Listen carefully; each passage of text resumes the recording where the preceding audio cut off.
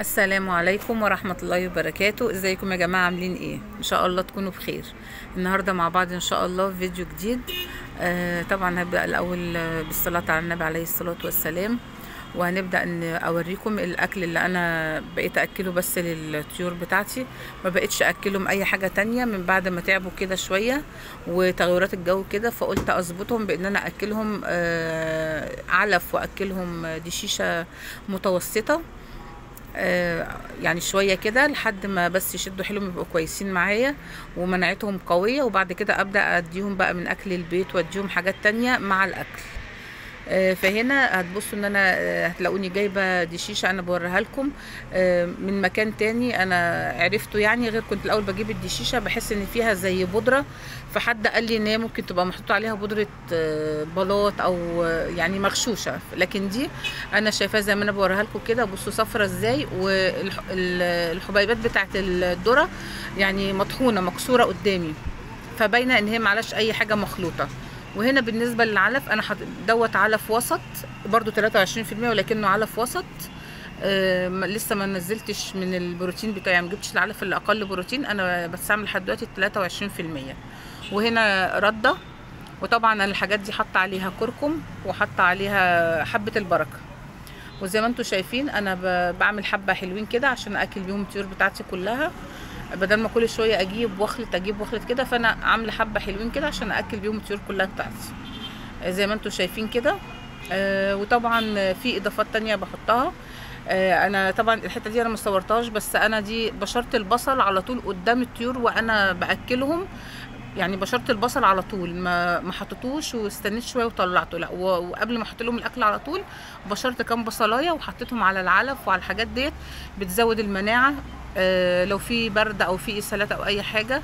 هو البصل عامه فيتامين قوي جدا جدا ومضاد حيوي قوي جدا جدا، فطبعا ضفته على العلف وانا باكل الطيور بتاعتي. هنا هوريكم بقى الطيور بسم الله ما شاء الله. ديت الحاجات بقى اللي موجوده عندي اللي اتبقت عندي. في عندي طبعا فراخ اهي بلدي، ان شاء الله دي على وش بيض، لان ما شاء الله حجمها بقى كويس، وهي بقى لها كام شهر، حوالي داخله في 5 شهر اهو، فان شاء الله الايام الجايه باذن الله هتكون باضت عندي. طبعا طلع في دوره الفراخ البلدي دي طلع عندي ديوك كتير قوي، فكنت بذبح منها كتير، ففي كام فرخه هم البرابر اللي هم ان شاء الله هيبيضوا. وهنا ما شاء الله عندي البط ريش وطلع ريش بقى حلو ما شاء الله، حجمه برضو بقى كويس. ان شاء الله هجيب بط تاني صغير، يا اما مولر يا اما مسكوفي، وهربيه دوت لوحده وبعد كده اطلعهم مع بعض.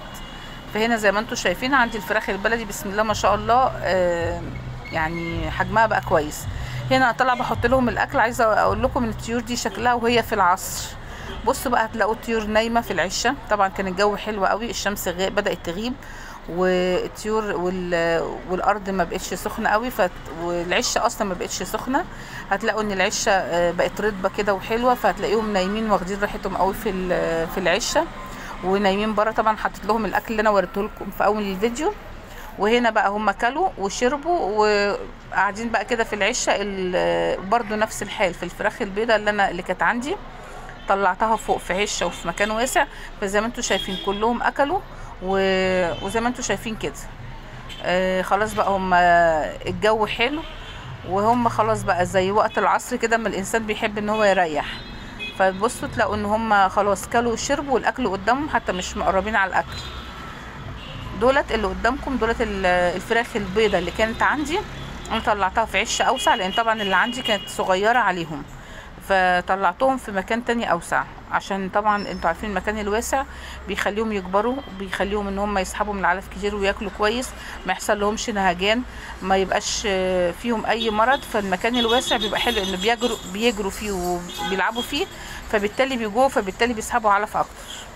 فزي ما انتوا شايفين كده هنا ما شاء الله الفراخ البلدي مع البط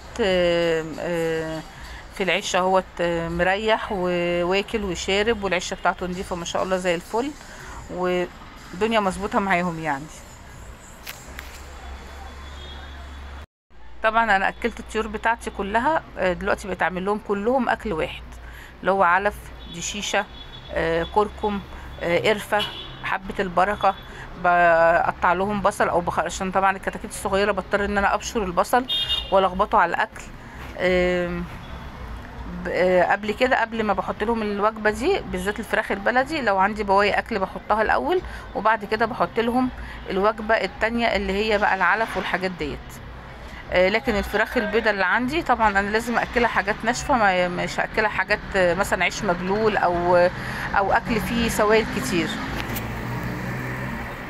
لان لما بتاكلي الطيور بتاعتك عيش مبلول والميه بتبقى فيه كتيره وبيبقى عامل زي العجينه، ده بيخسس معاك الطير، لان بيخليه يشرب ميه كتير وما بيطلعش عليه، ما بيربيش اي لحم، لا هو بياكل وزي ما بتحطي له، ولكن بيشرب ميه كتير، وبالتالي ما بيربيش لحم، بيفقد، بالعكس ده بيفقد وزنه.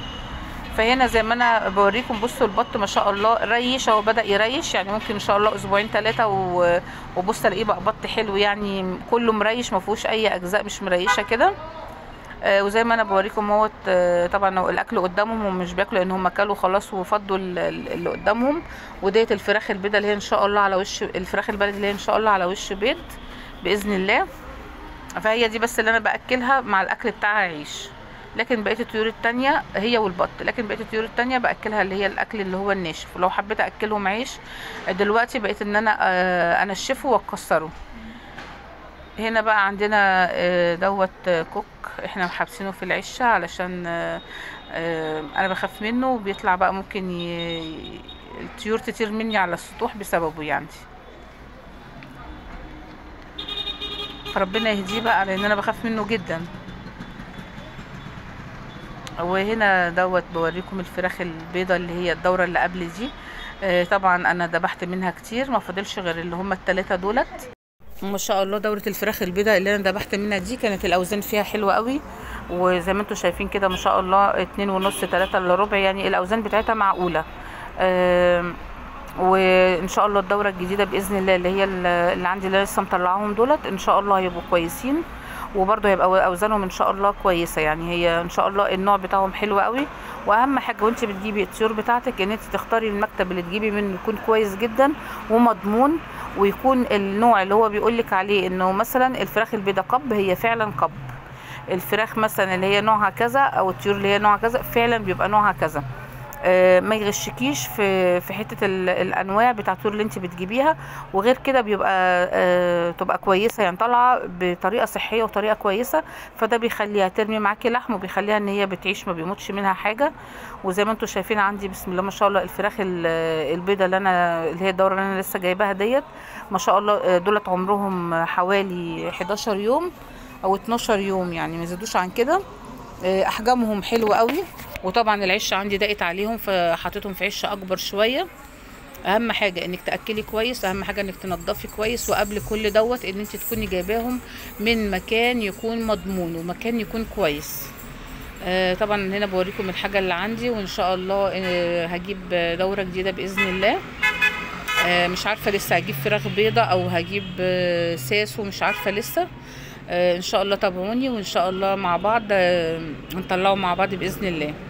ارجو ان الفيديو يكون عجبكم، وارجو ان الفيديو يكون خفيف واستفدتوا مني ولو جزء بسيط، واترككم في رعايه الله. ما تنسونيش في الاشتراك واللايك والكومنت. مع السلامه.